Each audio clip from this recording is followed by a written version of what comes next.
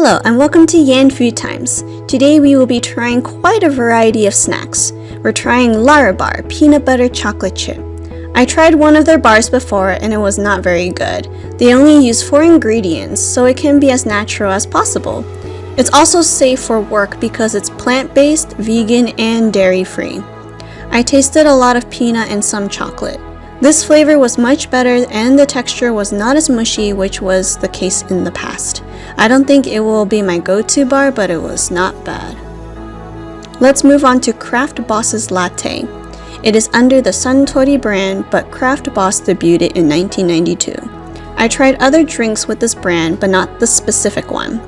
With ice, it was extra refreshing. The coffee flavor was strong, but not too intense. After all, it's latte. This was a nice drink and I would recommend it to others. It was smooth, but for those who cannot handle intense coffee, try this. Alright, dill pickle lovers, this was a fun snack. Crispy dillies from Fresh Gourmet was fun to eat. It's fried cucumbers with strong dill seasoning. They're in small pieces so you can sprinkle it in salad, mac and cheese, burgers, and literally anything you like. I like to eat it on its own so I can enjoy the sour dill flavors. I like the crispness to it. It's light and very refreshing, for me at least.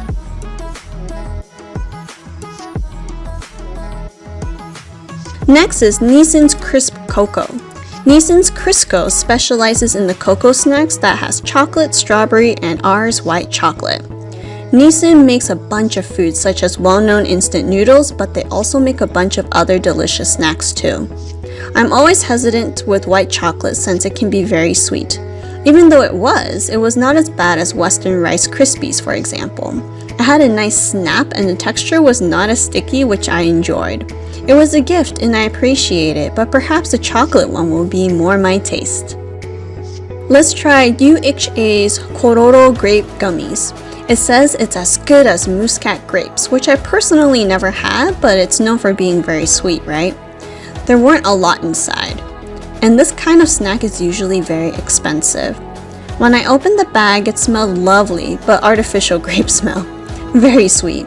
But the jelly looked like real grapes. It had the creases like grapes, and it was just very cute and adorable.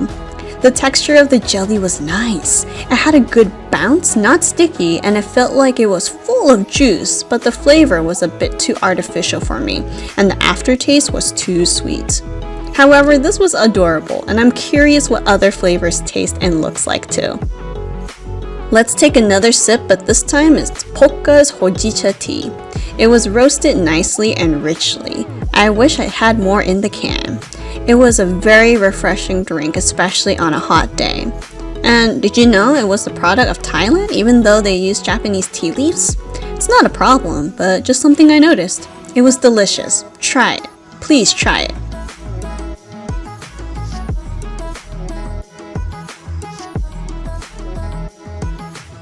Okay, we got 3 kinds of ice cream to try. I've never had this brand, but my friend recommended it. This is Vin Luin.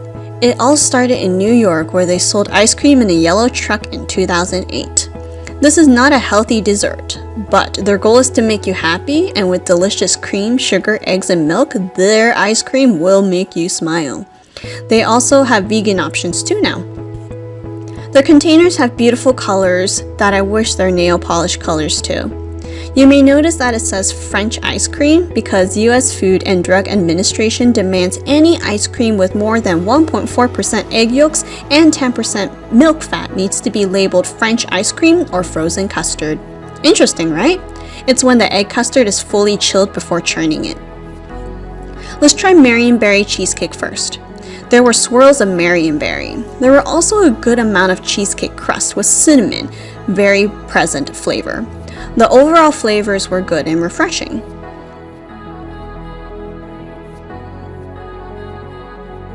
Let's move on to Sicilian pistachios. It had a nice green to it, and the only pistachio ice creams I had were Häagen-Dazs and Safeway's brand. This was completely different. Still very creamy and smooth like Häagen-Dazs, but the pistachio flavor was strong. It was also slightly salty, so it was really fun and interesting as it went from sweet and savory back and forth as you eat it.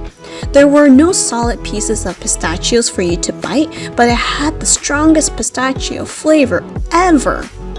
And I don't think it's artificial. Lastly is mint. I would say this was quite average. I love mint and the chips were delightful with extra taste and texture. However, it wasn't outstanding compared with pistachio. It was still very good though. All three were rich, smooth, and delicious. They also had other unique flavors like Earl Grey, lemon poppy seed muffin, brown sugar chunk, a nice out mystery which I think is only for adults. Which snacks caught your attention? Please share, and thank you for watching Yan Food Times.